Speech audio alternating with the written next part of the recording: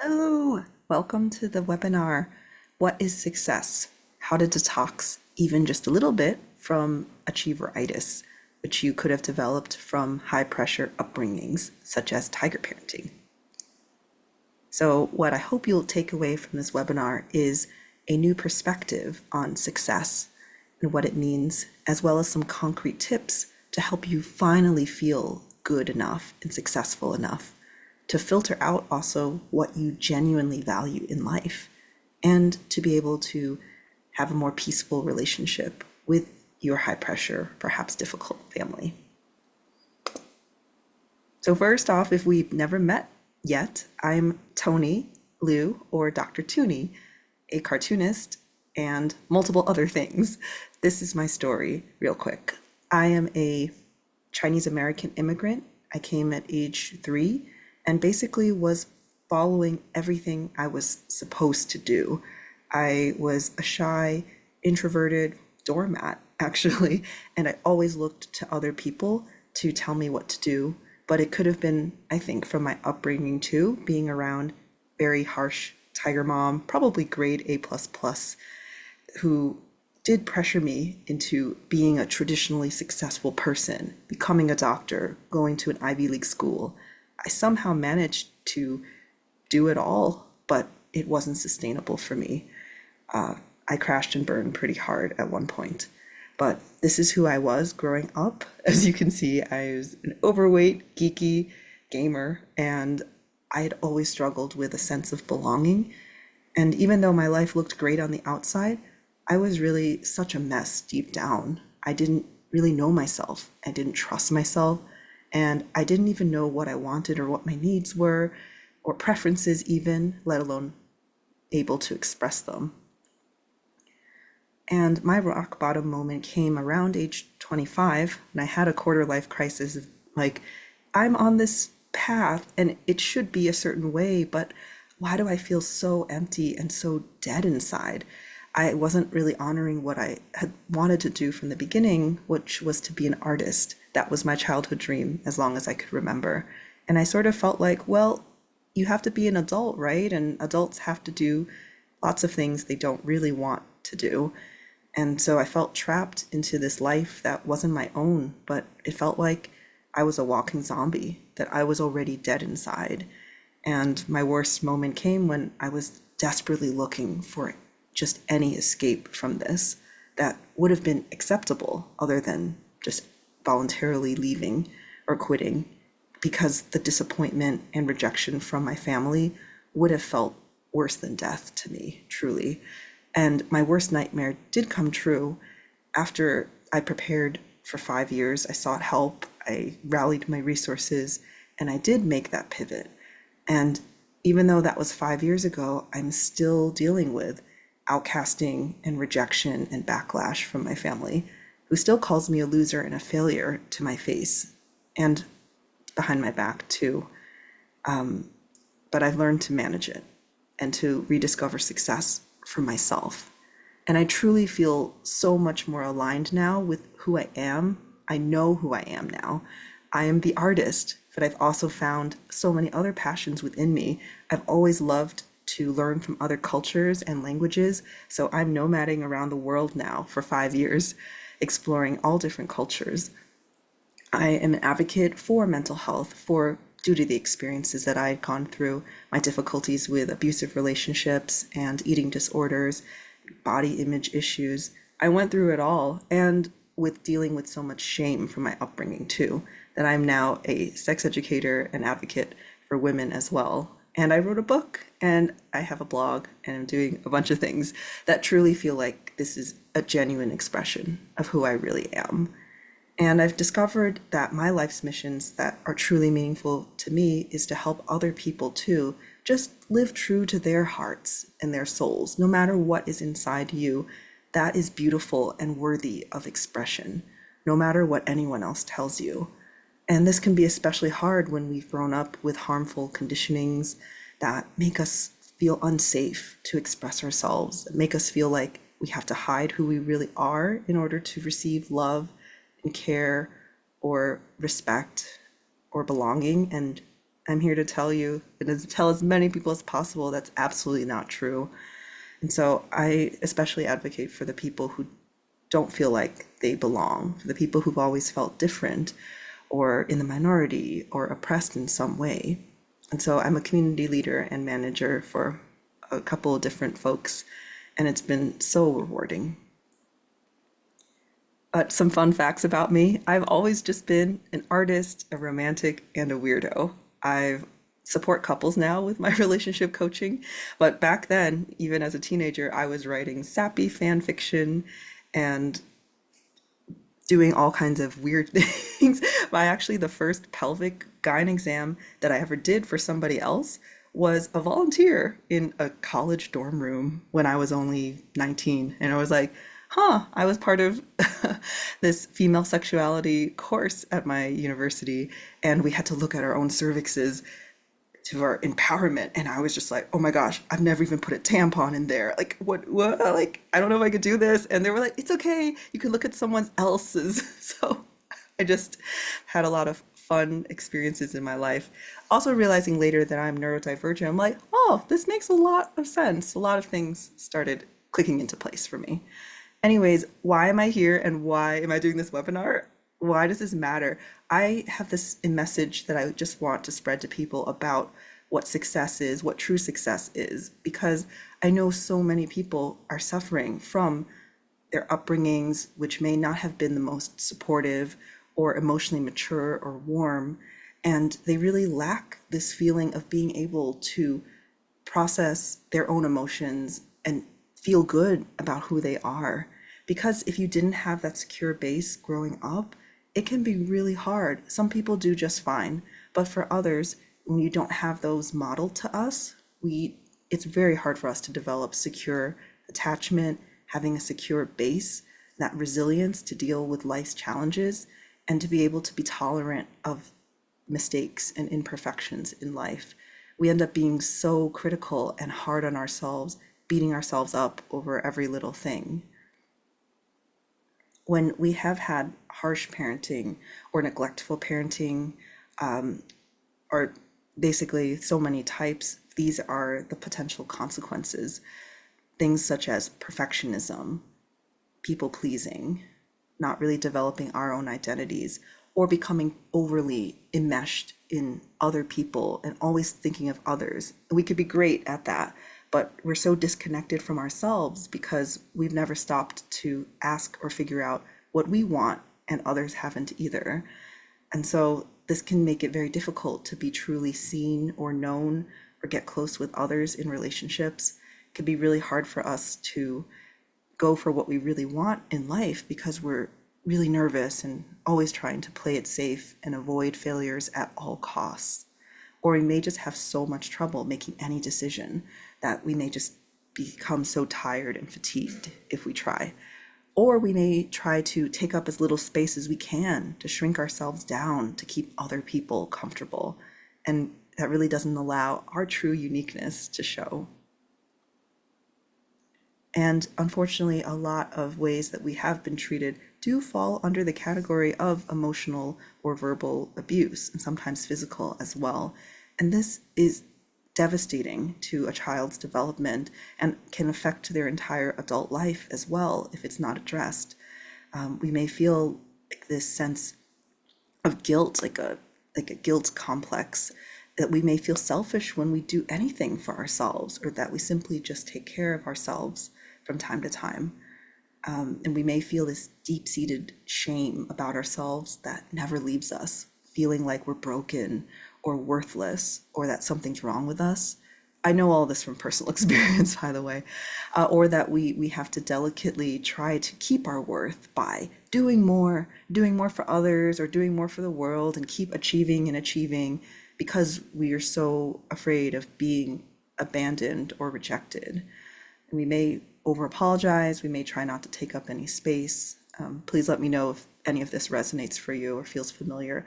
This has been diagnosed and studied and found out to be a form of complex PTSD for some people at an extreme end, or post-traumatic stress disorder. And our bodies and our nervous systems are entirely dysregulated, and we're just in this constant state of fight or flight or freeze or fawn. And the hormones are just pumping and shortens our lifespans. This causes development of chronic diseases. And it's just awful, not physical diseases as well, not just mental health issues, things like depression and anxiety, disassociation, addictions from unhealthy coping mechanisms, and self-harm and even suicide. We, even when we're no longer with the people who may have mistreated us, we often take on and continue that treatment because that's the way we were taught. Children are extremely receptive, especially before age 7, to whatever they're receiving on the outside, and that's how we learn to talk to ourselves. So many people birth this really terribly harsh internal critic that is just beating ourselves up all the time. And this can happen even if you had supportive caregivers. You may have learned this from your peers or the media or any number of other reasons. It's all too common, unfortunately. And so this cycle just keeps on going if it's not consciously addressed a lot of times and consciously healed. This cycle of abuse, which sometimes is well-meaning because they just tried the best with what they could. They definitely must have had traumas. Everyone goes through hardships, but this is passed on, not just behaviorally, but even biologically, we found too, in the way that genes are turned on and off. And even if you've never experienced trauma, your cells can actually remember what your ancestors have experienced. And it's really great that more attention and awareness is being brought to all of this. But in any case, this will only continue if we don't address it. And so I'm so glad you're here watching this webinar, because it means that you also want to be a part of breaking the cycle, even if it means just being kinder for yourself, just making a difference for one person, for you, yourself. That really matters. And that makes such a difference in the world, and the ripple effects they'll have on everybody else in your life will be enormous if you learn to really treat yourself with an unconditional source of love and acceptance and compassion and positive regard. So anyway, into the meat of this. So back to success. Just for you to think about and ponder on your own, how would you define success for yourself? And what do you feel like you're still missing or working on or need to be, do, or have in order to consider yourself successful or be considered successful by others? And did you come up with these on your own, or were you influenced by other people or your surroundings? Or do you even feel like some of these are obvious or factual even? For the quick rundown of the Tiger Parents version, but many other cultures share this too. There's a lot of emphasis on education or security or monetary success, money. At the end of the day, they very much emphasize doing well and excelling academically so that you can be a competitive enough candidate to get a good job, good meaning a stable field and high salary, so that you can buy nice things for yourself and live a comfortable life. And sometimes, though, it gets to the point where everything becomes about achieving. Even marriage and kids are seen as status symbols, or even a symbol that you are okay, that you are a normal person with nothing wrong with you by having them. And this can continue on to even criticizing what the partner and kids or what kind of friends you have, or just everything in your life can be subject to this sort of criticism from a tiger parent. Ask me how I know. And a lot of it is focused on status and image and saving face, maintaining a certain image. But there's a lot of overlap with other ideas of success too. The traditional Western dream success also includes at least the house and the car and your white picket fence and 2.5 kids with some gadgets and comfort. Many people want fame and fortune too. They want recognition for who they are or what kind of work they do. And there's still stigma with marriage and kids too if you don't have either, then people might ask you, oh, are you just selfish? Or what's wrong with you that nobody would choose you? Awful. I'm here to say, screw all that. Like, F all that, truly. Like, where did this even come from? None of that's actually true. My perspective, and I hope one that you will consider, is that you are already and you have always been successful. You've always been a success. Like, unconditionally. Look, you're alive. You're a human. You were born into this world. The chances of you making it are just, I don't even know, one in several million billion. You could have been an animal, a plant, an inanimate object. Okay, but seriously, like you as a human, think about, I think so many people take this for granted. They don't stop to think about how much value they're actually bringing to the world, even if they're just doing nothing. If you are just surviving, you are living and you're breathing, you are making some difference, some kind of impact on your surroundings. A lot of us don't live in isolation, so we matter to somebody. We bring a smile to their face. We bring so much joy to their hearts. We matter to someone, or a pet, or an animal. But even if you did isolate yourself, chose to live as a monk or nun and never see people again, you still have to make some decisions, such as the food you choose to buy or grow or cook and eat, the things that you choose to buy. Like you need some things to survive, right? So you are making choices. You have to choose a place to live, or you can be a nomad like me and roam, but wherever you go, you're still making an impact. You'll have taxes to pay unless you're doing something illegal. You have hobbies, you have ways that you choose to spend your time because you have to fill your time in some way.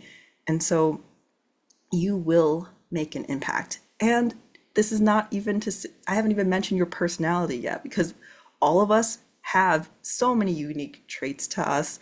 I, I think it'll take like hundreds of adjectives to really describe the complexity sometimes that are human beings. And we're constantly developing and discovering new sides to ourselves too. Like, do you realize how amazing it is to be a human being and to have consciousness and to have this ability to choose, to have so many options in front of us? Like, this is why, yeah, I think that's why we're called human beings, not human doings. Like, we bring so much to the table just by being. So, and I will say this, I loved this comic, not mine, but it's amazing. It's just like sometimes if you feel so lost and you feel like you have no purpose in life, your life's entirely a waste, you don't know who you're helping. You may not find out until later, but I promise you there is someone or some life or something that is being helped or being better because you exist in the world. So I just want you to remember that when you're in your darkest moments or most hopeless moments, that this, there is always this plant out here who needs your cloud and your tears and you just being you. Unfortunately, a lot of times pressures from other people, society, or family can make us forget about our inherent unconditional worth and worthiness. They give us all these check boxes or milestones that we have to meet to have a successful or a good life or a life that we should feel good about or be proud of. And a lot of these aren't even meaningful to us personally or what we genuinely want.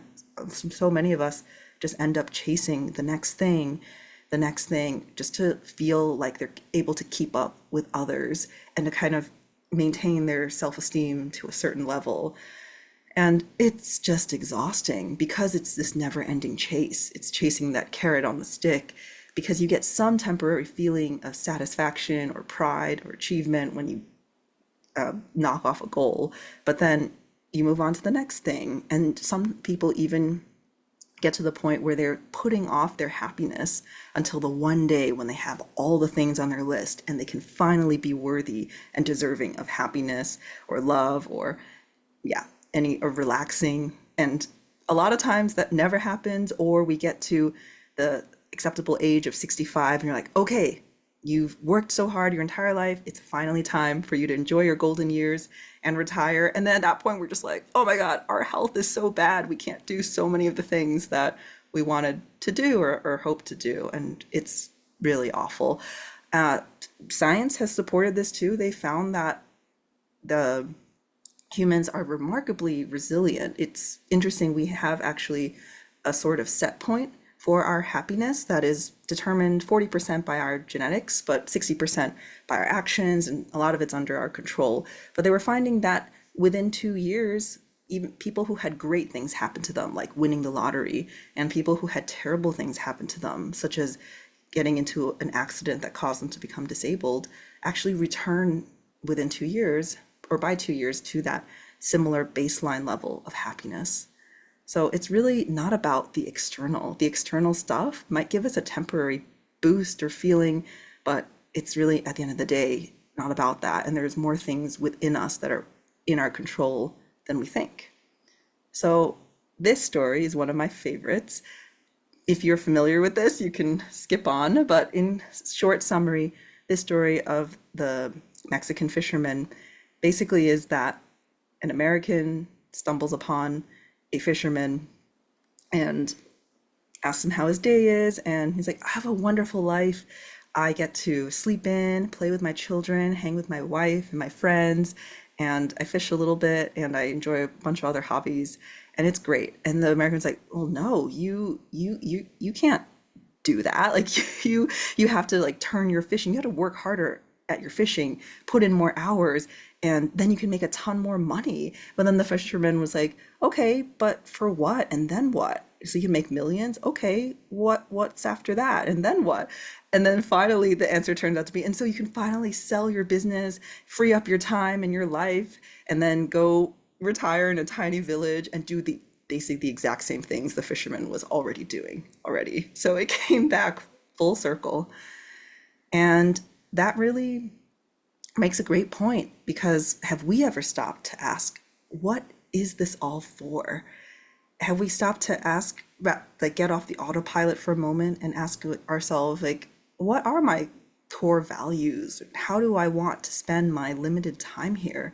Because, like it or not, we truly do have limited time, and we don't know when we're going to die.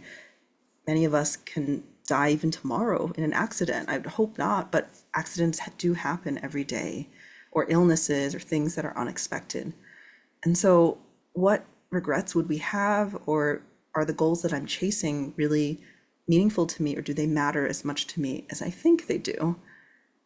And if we dig deeper into success and why we want success as traditionally defined, or the fame and the fortune, what's it really about underneath? I think many of us haven't stopped to question deeper. We're just like, oh no, I'll figure that out once I get there, once I amass the $1 million I need or whatever else I need, and then I can go from there. But it turns out, for what I found is that this freedom, so many people want the freedom of choice and how to spend their time. That's really what it's about. When you becoming rich, to do that, they can have more options. They can do what really matters to them. And some of it, for many, it is spending time with their loved ones and their relationships, or contributing to the world in a way that's personally meaningful for them. And I loved these quotes on just that people don't necessarily want the money or that comes with being a millionaire. They want the feelings that come with it, that feeling of joy and options and expansiveness. And what if there's a way to get that now without needing all that money first? Like, that's mind blowing, right? And also, another exercise that could be helpful is just setting aside for a moment. Imagine you stumbled upon a new world, you were the only human alive there, and you could make the rules and you can make your own metrics of success. What would they be? What values or factors would actually be important to you? You can look at this list, and it's certainly not a complete list at all, but might be worth taking some time to sit down and figure that out for yourself. This was an interesting study. A palliative care, end of life care nurse interviewed over 100 people and found these 5 top common themes from the people who were dying, who were in a nursing home. And they all relate back to this, that they wish they hadn't worked so hard. They wish that they had let themselves be happier and had the courage to live true to themselves rather than what the life that other people expected of them. And they wish they had been able to put more time and energy into their friendships and relationships too.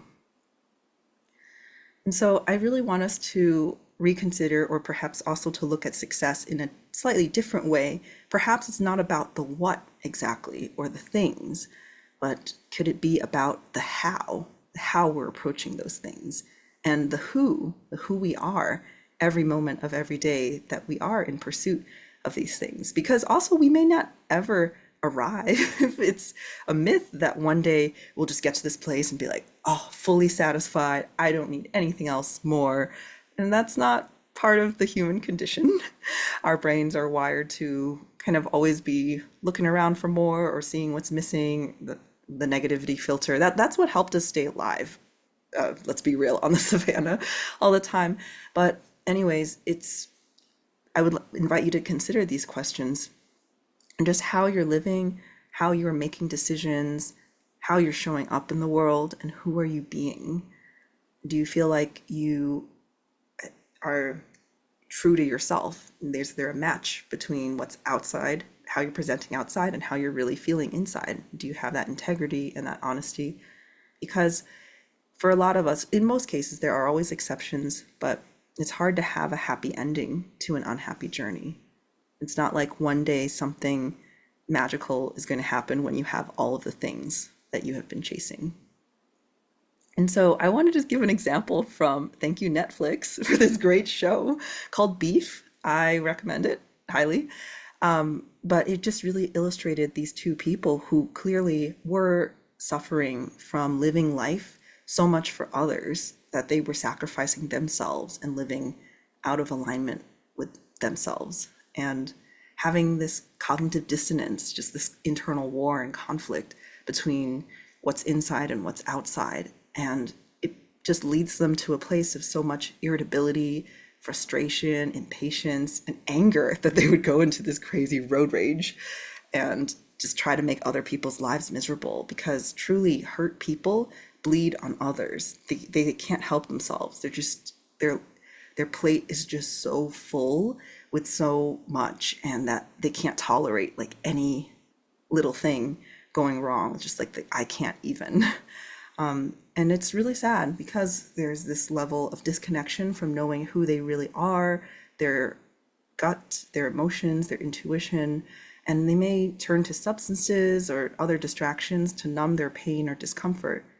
Because as for them, making someone else's life miserable gives them a chance to not focus on their own life, right? Or to look at themselves. So this is a terrible place to be. And no matter how much we look like we're successful or have it all together from the outside, or that others are envious of our lives, if it's not true to who we are inside, no amount of external praise or validation can make up for that.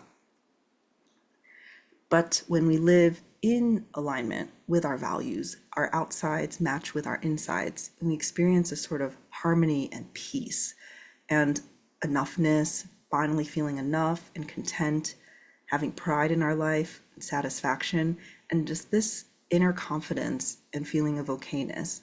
We have clarity and comfort in our own skin, and we have more bandwidth. Because our energy isn't used up trying to lie to ourselves or try to like manage everything, we allow the imperfections of life and we can relax into it. And what a relief when we know ourselves and we're in touch with our unconditional worth and worthiness and our unconditional success. And we know that we're deserving, we're good, and we're ultimately going to be okay. And that we can, from this place of enoughness, we can achieve and reach for more from a place of already loving where we are, so that we can love every step of our journey. And naturally, we just end up excelling in something. We end up pursuing our passions and the things that are meaningful to us. And we also are able to treat others with more kindness and understanding and compassion and love, because we're not so angry and we're taking good care of ourselves. So it can be hard when your standards of success are so different from what's mainstream, or so different from, say, your parents or other people who care about you. It's very hard, especially if they can't understand your standards.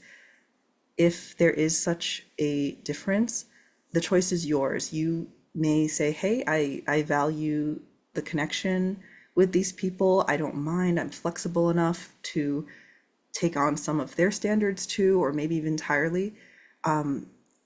Each person is different, but I will encourage you at least to figure out what is truly meaningful to you, because at the end of the day, only you know yourself the best. Even if others can know some pieces, it's because you're the only one who really lives your life. No one knows you better than yourself, because you're living through every second of every day. And I truly believe there's no right or wrong way to live life, as long as we're not harming other people or ourselves. And truly, we only have one life. We only have a short time on this planet. And I don't think there's time to waste in living a life that you hate or is making you miserable or is terribly unhealthy for you. So, whatever your reasons are, those are valid, whatever your values are. And it's totally okay to change. We go through different seasons of life at different ages, and there's no certainty, and that's okay. I think it's looked badly upon as if people seem flaky or that they don't know what they want. But experimentation is great, and sometimes you need to try and actually experience things before you realize if it is or isn't for you. And so my definition of success, I came up with this quote, is the freedom to be exactly and fully who you are. And for me, the values that I have involve health, self-sufficiency, not just financially and materially, but emotionally as well, that you are happy in your own company, that you can take care of yourself, and that you have safety for yourself and others with kindness and honesty, and that you have the freedom and empowerment and the choices to be fully authentically you. And truly, simply surviving another day is success, because you are inherently worthy as a human. You're valid, and so many people are grateful that you exist in this world, truly, even if you don't know it yet.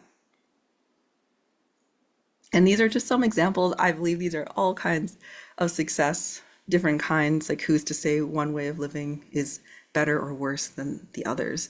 Just wanted to let you know that these are some things that I'm doing and that I know many happy people are doing. And just to let you know just what is possible out there. Truly, I think the possibilities are endless. And research supports that experiences do last longer or tend to bring more happiness than material things.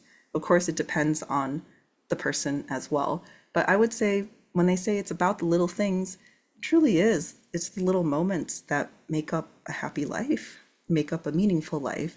We may put so much, I think we put too much emphasis on the big things because we adapt to the big things. And really, it's the everyday things, the little habits, the patterns, the small moments that really add up and make up our lives. So here are some tips to deal with a couple of potential pitfalls with this.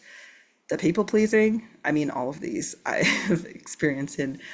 It's really, really hard to go against a tribe, especially your current one, if they are worried for you, they're unsupportive because you're really making them question everything that they've ever known. And it's really hard to be the black sheep, to be the outcast, because we so badly want to belong and fit in. But I want to ask you if the people in your life right now are supportive because of what you do for them or supportive related to some kind of condition, do you really want that? Do you really want to be close with someone like that? Because life can change at any time for any reason. And wouldn't you want a community who loved you no matter what? That can be hard, really hard to parse out, because for a while I wasn't sure about some of my relationships, if they really loved me no matter what, or if it was dependent on other things. And I will say that one thing that you can do is intentionally change your tribe to a more aligned community. And I think that naturally happens when we're genuinely expressing ourselves out in the world. We tend to find people who are more of a match for our values. For the overachieving, so many people attach our entire worth to what we do and not who we are. And it's hard for us to feel okay as we are right now. We're always looking for the next goalpost. For this, as with everything earlier this webinar, find people who can appreciate you for you.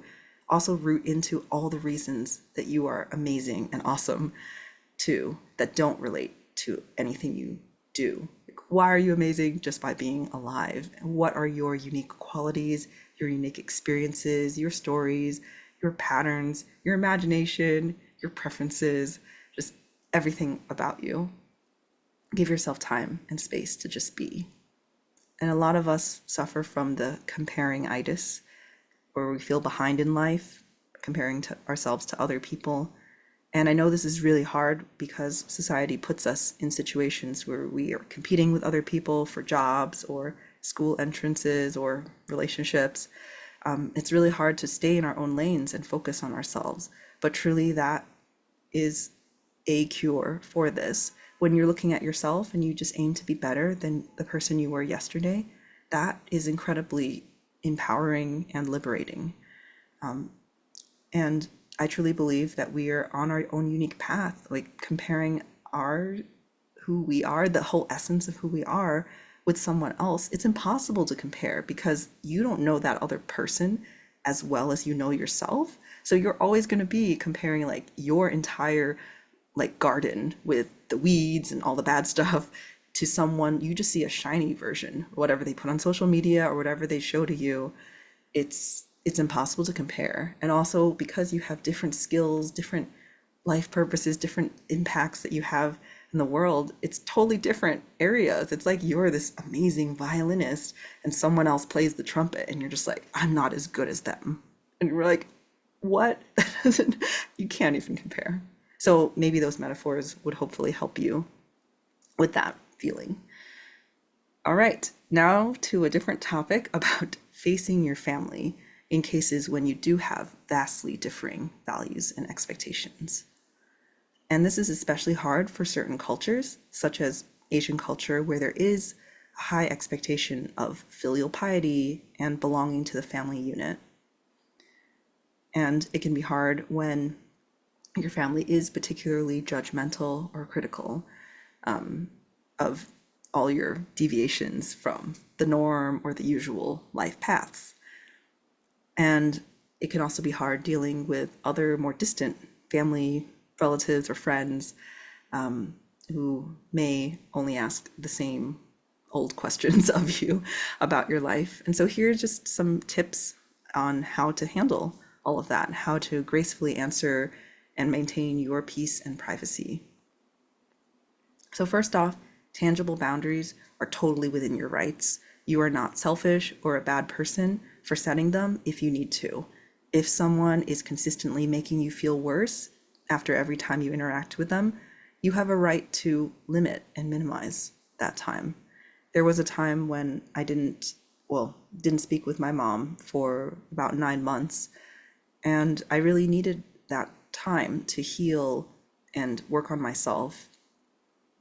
And I felt like the part of me that needed my own protection was so grateful that I was advocating for myself too.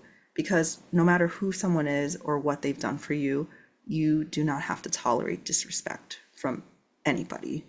Even if someone birthed and raised you and sacrificed so much for you, you don't owe them your entire life. It was a perspective that helped me. Someone pointed out that having children is a choice that they made, and it's freely given.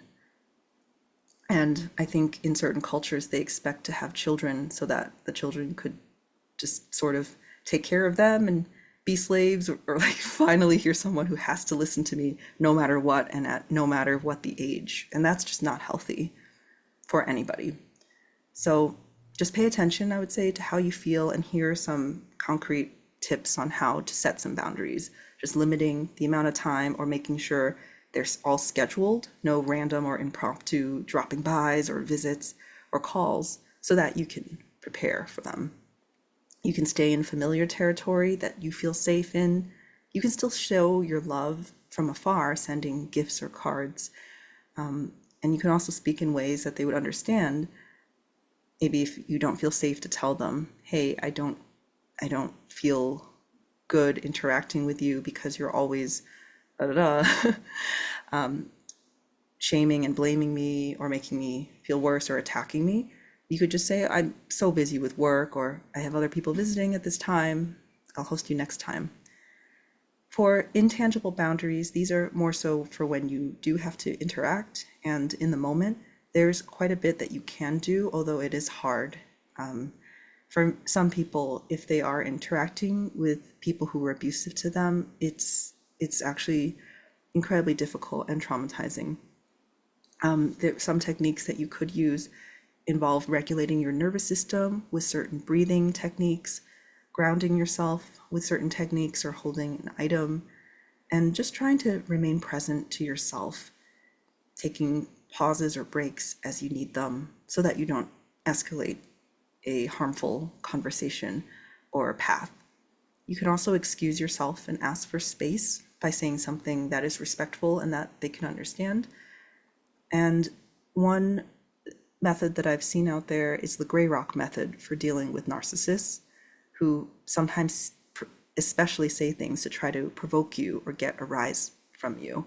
And the solution isn't to go into defending yourself or reacting. If you can, try to be like a gray rock. Try to just do not engage, or engage very lightly with short, bland answers, and keep your body language closed, or try to change the subject. Can all help. Guilt tripping was used a lot, and it really took me time to really embody and ingrain this. But it's like putting on our own oxygen mask before we're able to help others. Just letting them know that, hey, I really care about you, but I also need to take care of myself too. I can't keep pouring like this, otherwise I will become dry like this, the empty cup. I really am trying to fill myself so that I can overflow and give to you and be the very best version of me so that it can benefit both of us far more. Or maybe reassuring them that, hey, what you gave me, I so appreciate it. I'm not using it, even though I'm not using it in the exact way that you intended for me, it's definitely not going to waste. And you can also clarify if it feels like they're repeatedly changing things up. You can actually just point that out, that inconsistency, and point blank ask, like, well, what exactly would you need to see from me so that you can feel appreciated or satisfied? You could also reframe to get us all onto the same side, reminding us that we're all actually on the same side. I know for me, the biggest conflict I would say with my family is them wanting me to have more financial security, which they believe that I can only get by being a doctor still and doing medicine. And I tried to let them know that, hey, I value security too. This is not why I'm changing. This is me. First off, security is that, having something that you're really passionate about and work that you do that is sustainable for the long run versus if it's something that doesn't quite feel right to you. It's hard. Burnout is happening to so many people. So that's one way that this is actually the more secure path. And also after the pandemic hit, where so many people were getting laid off, it's actually more stable to have multiple sources of income from your own business or other ways rather than just relying entirely on one job as an employee. And so kind of letting them know and expanding their perspectives that there are more options than just the ones that they knew back from their time, because times are different now. And a lot of times reassurance can help de-escalate a conversation as well, because underneath even the harshest of words, a lot of times there is some underlying need or softer fear or feeling that you can directly tend to. And this is incredibly hard, but once you do and you are able to practice it more and learn to stay regulated, then you can really see that. You can see how fearful your tiger parent or a parent may be, even when they're spouting and saying horrible things to you, like you're worthless and you'll never make it and no one will ever love you and you're gonna die alone. And it's like, you can take a deep breath and just let them know, hey, these are my backup plans. It's okay. I know you're just saying this because you're worried about me. Even thank you. Thank you for caring so much about me. And these are the reasons you don't need to worry. Here are the practical things that I have set up. Other things that you can do is trying to find a win-win solution or middle ground. You can even say that because I really care about you and you are important to me. I want to try to do this exercise together if you would be open to it. And I have these in my book that you can have the diagram for. Just practicing with the inner outer circle exercise or the Venn diagram exercise can help you find more common ground, even when it feels impossible to find any. And then if all else fails and these techniques aren't budging or helpful at all, you have a right to be direct if you wanted to. And you can still be direct and respectful. You certainly don't need to stoop down to the same level of name calling, bullying, yelling, or raising your voice or anything like that. You can just plainly say, hey, I don't think we'll be making more progress on this, or I don't want to continue if we can't be respectful to each other, and I care about you and I'd like us to be able to enjoy our time together, so why don't we talk about or do something else or focus on what we have in common. Or you could say something like, I'm really grateful that you care so much. I appreciate how much you care about me.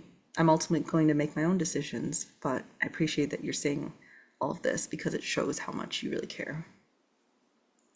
And also, I'm doing everything that I can, the best that I can. Can we agree to disagree? Because we've rehashed this or revisited this so many times and nobody seems to be budging unless some circumstances change. And this is a quick thing about surviving awkward reunions because I thought the picture was funny. I had to include this. Some things you could do for the more distant relationships or relatives who may ask nosy questions. You can keep it light. It's certainly your right to privacy to share as much or as little as you would want. And there are definitely ways to sidestep or protect yourself, shifting the spotlight, for example, asking them about them or changing the topic, answering in a way with a joke even. They're like, well, oh, you look old. How old are you now this year? I'm like, well, I'm forever 21 on the inside. Or you can outright just say, oh, I'd rather not talk about that right now, or I'm figuring those things out, but thank you for asking. And you can also convey things with your body language and multiple other ways. But I will say that to still leave with a positive impression for these people, I think it matters. They found, psychology books have found that it matters how you end. You can decline and say, oh, no, I don't feel like sharing that, but thank you so much for asking. Like, I appreciate your curiosity. I appreciate you caring. I appreciate you asking, but I'm just not ready to share that right now. But thank you. And then you can find a reason to leave or come back to the conversation later. You just say, hey, I'd like to catch up with other people. I have to go to the restroom or get a food or drink. Nice seeing you and see you next time. So in summary, we've covered a lot in this webinar. Thank you if you're still here. I hope this was valuable, useful, or at least entertaining information for you. Success is truly personally defined. And I know it might be cheesy hearing progress over perfection, but truly it is. It's like no one's path is perfectly linear, even if it looks like that way from the outside. We all have unexpected challenges, twists and turns and hardships. And truly, if nothing else you take away from this is that you are valid, whatever you're wanting, even if it's not in the mainstream or the norm or the majority. Why the heck is it being more common means that it's better or right or good for you even? It's like, if everyone was jumping off the bridge, why would you also do that? Or jumping off the bridge to their deaths, not like a fun diving thing. It's like, you have a right to really figure out what matters to you and to decide for yourself. Like, don't let pressures from the outside or anybody else sway you or leave you in a position where you're lying to yourself. And I hope you'll consider my alternative or unique definition of success is truly just having the freedom to be fully and exactly who you are, who you really are, and that you are already successful, because there is so much that is unconditional about you, about being a human, about being alive, about being a conscious, living, breathing creature.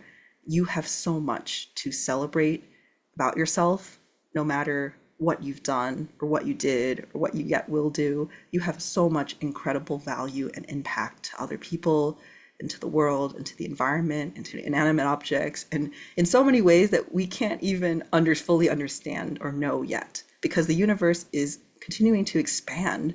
So it's like, I don't even know what, like, nobody can predict what will happen in the future, truly. And that it's possible. I'm not saying you can just, kick your heels up and relax. You certainly could. There's nothing wrong with that, absolutely. If you are drawn to wanting to reach for some goals or wanting to reach for more, you absolutely can, from a place of enoughness, though, and in a healthier way that is sustainable, and that you do it while feeling good, not while feeling crummy and bad and horrible along the way, because you truly already feel your enoughness, your unshakable core of resilience, and knowing that you can come back to yourself because you know who the F you are.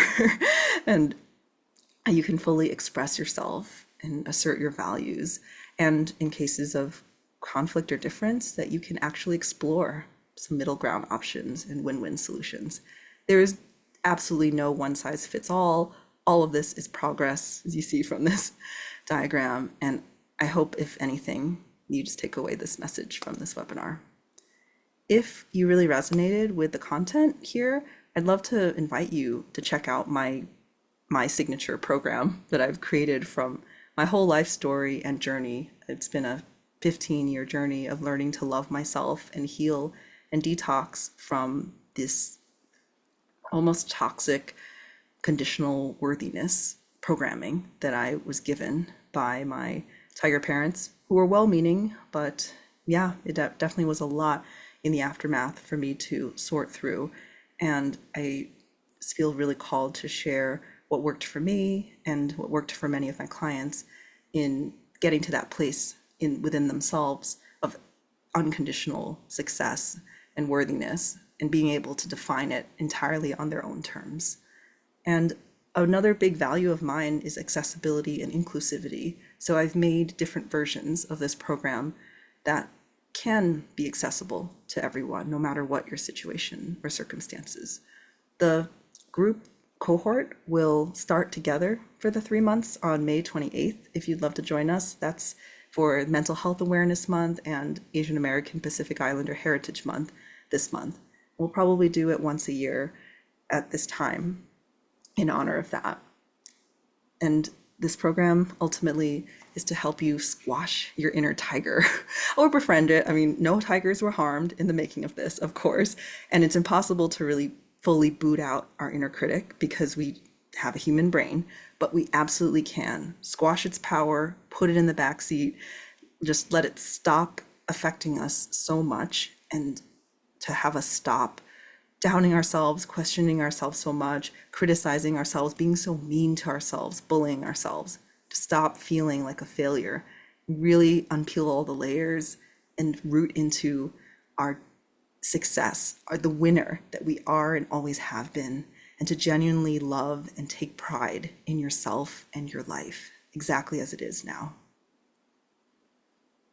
Thank you so much again for watching. If you'd like to connect with me or chat further, I can offer you more customized support via messaging or a call even. You are welcome to book a consultation with me to ask about details about any of my programs. I have one for women specifically as well, for destigmatizing women's sexuality from my work as being a gynecologist before. And my email newsletter has a lot of other free resources that I've created over the years as well. Just wanted to share some of my art here. You can make a request for a customized art commission or drawing, or if you're looking for a children's book illustrator, I'm happy to talk because I love drawing, especially, as you can see, Japanese anime and manga style. I can make caricatures or portraits for you as well. This was an educational book I made with another doctor. She was a pediatrician and she wanted a fun, memorable way to teach people about asthma. And I loved her story and making these fun illustrations for them. I also have random ideas. Oh, how do I move myself here? I will move over here. But here's the 5 Asian love languages. Came from a random idea, but if you're familiar with the 5 love languages by Gary Chapman, it's a wonderful book on that. Yeah, that people are wired differently. We express our love in different ways. And I wanted to make a sort of satire about Asian culture. So I won't go through this all. You can find it yourself in the links with this webinar if you want to read further about it. And another idea, metaphor that I came up with randomly that I love is the concept of your own shoes, getting your own self-love shoes first before you go around trying to find someone to share your life with.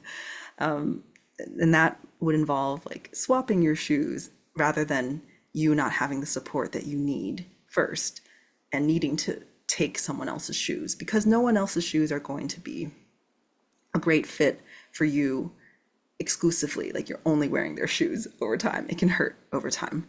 But if you have your own, then you can swap and you can find your soulmates.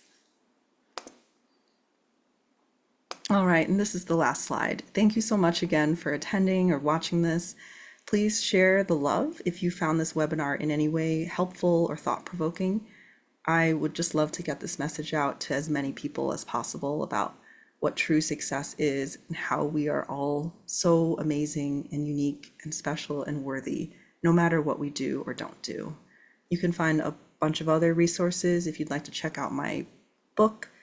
It's on Amazon as a Kindle version and a hard copy.